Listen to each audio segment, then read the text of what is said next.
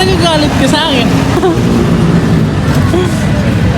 Alright, nag-SM kami dahil gusto niyang matikman ulit yung shawarma. Tamang tama dahil titingin na din ako ng Insta360 na kamera. Ang ganda nito dahil 8K resolution. Goods for motovlogging, linaw na linaw talaga ang kuha. Kaso ang presyo di kaya. Tsaka na lang pag marami ng pera. Sa ngayon hanggang tingin na lang ako muna dahil may pinag-iipunan pa ako. Bago pumunta sa may food court, iniikot muna namin lahat. Tingin-tingin muna sa mga damit at sa mga sapatos. At tumingin na din siya sa damit pang baby. Ang tagal pa nga niyang mamili kaya sinabihan ko pakibilisan at kakain kami sa may food court. Nagalit at yun, umuwi kami kaagad.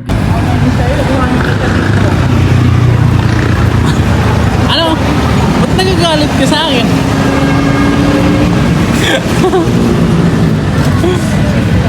Ay, ba't galit ka? May ginawa palang mang inasal dito sa katabi ng SM. Mga tropa ko dyan, tara mang inasal tayo pag natapos ito. Only rice dito, di na kailangan bumili ng kanin sa labas. Ang dami! Patay ka! Ano? Para di magalit talaga si Buntis, dinala ko dito diretso sa may Jollibee. At syempre, favorite niya ang o-orderin natin para di magtampo. Habang naghihintay kami sa order namin, ay galit na galit pa rin. Kala nyo, babae lang ang nahihirapan sa pagbubuntis, kami dig mga lalaki.